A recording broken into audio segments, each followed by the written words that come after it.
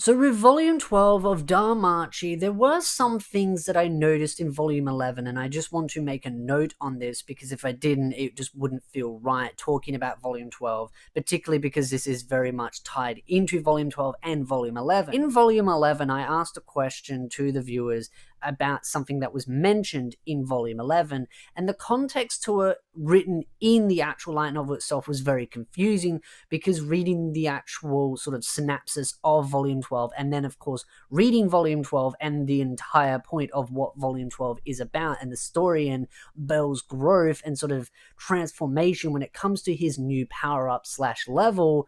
In volume 11, the volume actually mentions that Bell got a level up. And when I asked the viewers about that, they did mention that Yen Press did sadly do some very poor translations because the way it made it sound like was that Hestia actually tinkered with Bell's stats to the point of putting him up a level, which was why I was always confused that Bell was able to fight so well for someone that had leveled up in volume 11, because generally speaking, this is something that I learned very quickly when reading these side stories for, of course, Eyes, is that when someone gets a level up, it takes them an amount of time to readjust to that level. They have more speed, power, all these kind of different changes going on in their body, so it takes some time to readjust, and that is a major theme in volume 12. But in volume 11, it made it sound like that Bell actually got that level up in volume 11, which is actually not true. And I did double check into this, not just because, of course, the viewers did leave some comments mentioning that Yen Press did do a poor translation of that, but I also wanted to double check just to make sure that that was the case. And to my surprise, yes, that is definitely the case. It seems to be that the way they've put the context of the wording, they've actually mistranslated parts of volume 11, which is really disappointing, but it's also not the first time I've seen that happen. With reading ReZero, I have noticed there have been some poor translation, and seeing as this is, of course, a review on volume 12, and of course, just wanting to reflect on volume 11, it was needed to be noted that, of course, volume 11 makes it sound like Bell got his level up back then, when in fact he didn't. He got the level up in volume 12. And why this is so important to note is because of the fact that Volume 12 dives so deeply into Bell's new level. It's not just also his level and readjusting to that new power that he's got, but also the criteria that now his familiars have to follow through on, because of course there is a ranking system. The more powerful a familiar is, there are certain things that they have to do.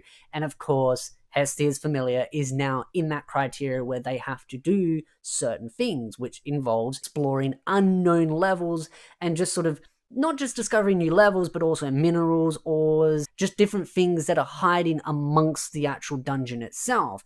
And that's what I really love, that sense of discovery, that sense of unknown, and diving deeper and deeper and deeper into the unknown, and maybe uncovering different and unique new things. And that is definitely a theme for this particular volume, is that, of course, they are required to go to the lower levels to explore, but they are also been sent there for a particular reason as well, to rescue individuals that, of course, have gone missing. And this dives into this whole concept of monsters showing some form of intelligence, tactics, manipulations, using the terrain and, of course, equipment to their advantage, or also eating other monsters to gain power and slowly build that power up to use against other heroes. And of course, there's something that this monster does is actually targets particular party members to then steal, of course, the gems themselves, eats the gems, gains more power, and then uses that against the other members of that familiar, or of course adventurers down there. So this is one of the big themes of this volume, is of course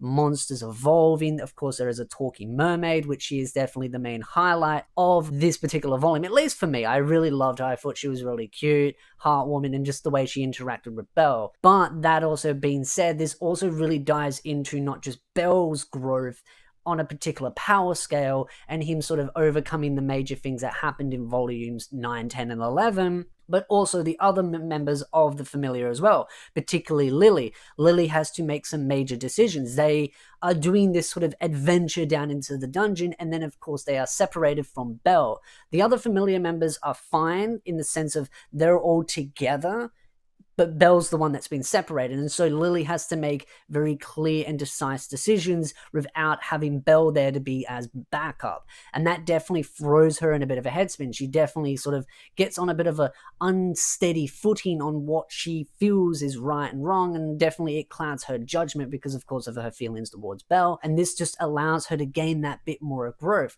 who she looks up to, who she's trying to aspire to be, and what drives her forward. I really did love the amount of growth that goes into this, but I also feel like this is kind of like a much more slower paced volume. This is kind of one major focus story, but it is a bit more slower paced. It isn't just jam-packed with heaps of stuff going on, unlike the other volumes, but there is still a lot going on in this volume that I felt was really important and gave a bit of growth to everyone, but of course it does focus on certain other characters, Belle and Lily being that major focus. Of course, this whole light novel series is mainly focused on Belle, but seeing some of the other characters get a bit of love, particularly Lily, because she has been kind of needing a bit of growth because, of course, with the things that have gone on, she's had a lot of time to reflect on a lot of decisions she's made. She's definitely had a lot of animosity towards other adventurers, and to see her grow from that and seeing how she feels and just what she's learned from it is very important, and I felt this volume did a good job on that. But as I said before, it's not a volume that's full of heaps of stuff going on. It's not got stakes when it comes to the sense of course, what happened in volume 11, but it's still very big stakes at large. There are a lot of people's lives at stake. Of course, they're going in there to rescue people, and of course they meet new individuals. And there is a lot of stuff going on. There is also a lot of power-up stuff going on, not just with Belle, but also, as I like to call her, my favorite Foxy Girl, because she's that character that I've known for a very short period of time. Of course, when she's been introduced, we haven't really had much time for her development. And because she is basically one of the weakest members of the party, because her level is very low, but she does contribute in a very powerful manner in the fact that she can give a level up boost to one member, I've always wanted to see a little bit more attention into her. And even though she's only been in the story for a short period, I absolutely love her and cherish her, and I never want anything bad to happen to her. I want her to win, because she's just one of my favorite characters. And I do kind of just have that sentimental attachment to sort of Neckos and Fox Girls. I just think they're adorable. But even though at the same time there are a lot of other characters that really do deserve a lot of attention, like Eyes, Lily, etc. But I just have my sentimental attachments to particular ones, and that being her. But it was really good to see her get some power-ups, because of the fact that she is the weakest in the sense of levels, and the only thing she can do is just give one level up boost. Seeing the power that she now possesses, the fact that even though it was very taxing on her, it was insane to see the fact that she can now do a group power up, even though it's limited in how many so far, but the fact that she can do more than one. And remembering, I believe she did 4 at the time, but I believe it can go much higher based on how many tails she has. And that's the thing, there is so much more growth for her to show. And it obviously shows if the group ever does grow in size, she could possibly do an entire level up for the entire group. And I think that's just really cool that, one, she offers something very unique, even though it's basically game breaking in the sense of the fact that no one else in that city can do the things that she can do. And if anyone else found out about it, there would definitely be a lot of negative attention drawn on, of course, Belle, Hestia, the familiars, and particularly her. But the fact that she can do a group power-up is very unique, it's very awesome, and it's good to see that she can offer something in some form of contribution. I don't expect her to gain heaps of levels at any point in time, and that's one of the things I've always found kind of a little bit positive and negative about the light novel series, is the fact that Belle grows so fast, he's getting so far ahead of everyone else, and that's one of the issues, is that Belle is just jumping leaps and bounds above everyone else, and it's hard for someone like her to keep up when she is so far behind the game already. Something needs to give to make her at least somewhat be able to contribute on even a small fragment. Belle basically can just clear things on his own. The party members being there are kind of just more backup support, like they're all just support members to him because he's the main centerpiece, even though of course they need party members just in case of being ambushed and all that. But for the most part, Belle can do most things on his own, so it'd be nice to see the other members have some form of power up. Of course, when it comes to Wealth and all that, he makes really good powerful armor, so of course he can improve on the armor on everyone else, but then at the same time, he's improving Bell's armor as well. So I really want to see other members improve in some way, shape, or form. And it does make me wonder, if time goes on, there might be something that might just sort of influence the other members. Maybe Bell might be able to boost their levels, or at least their growth, being in sort of a proximity. Again, it's just a weird theory that came in my head, but I do want to see the other party members actually grow in some way, shape, or form, and not just fall further and further and further behind Bell's insane growth rate. And I understand that is the point of the story, is for Bell to just show extreme amount of growth.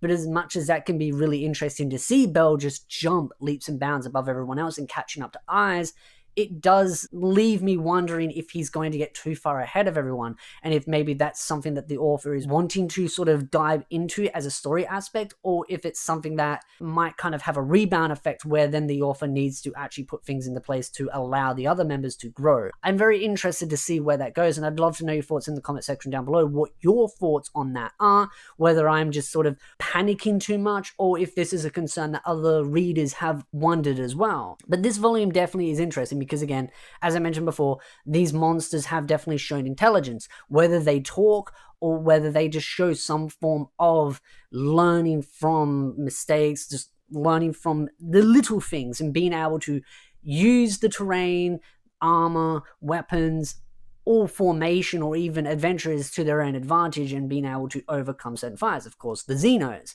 But this particular monster that is capturing adventurers and I wouldn't say eating them, but chewing on them and doing horrible things to them, I wouldn't say he's a Xeno. I would say it's just more of almost an in-between between a monster and a Xeno, but in the middle branch, where it's not full intelligence, but intelligence enough that it is able to think on its feet and use the terrain in the advantage. But at the same time, the mermaid couldn't talk either. To a point, the mermaid could say some things, but was limited. So I'm interested to see what other types of monsters there are and how they will evolve and grow, and if we will end up seeing the Xenos again in some way, shape, or form, even if it's just seeing, the occasional one-off character, like, for example, the mermaid. For me, I really did enjoy the volume, and I just feel like it's one of those simple stories that has a start and a finish to it, where it just focuses on sort of one major plot, and it's something a little bit more relaxed, especially after the last 3 volumes and just how jam-packed and how much of a roller coaster that was.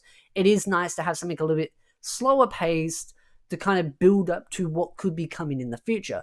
Very intrigued to see where it goes from there. But overall, would love to know your thoughts in the comment section down below. What were your thoughts about this volume? What were your favorite parts of this? I am very interested to see if Oxslayer, a particular new skill that Bell has learned called Oxslayer, which of course helps him beat Minotaurs, which of course is very fitting to the fact that, of course, he's going to need that power to be able to fight a particular individual that he's going to end up having a rematch with. But it is interesting to see that as he's gaining levels, he's gaining skills that are very much tailored to his experiences. But overall, love to know your thoughts. But if you like this video, hit the like button, subscribe for more anime content, and I'll see you, beautiful nerds, in the next video.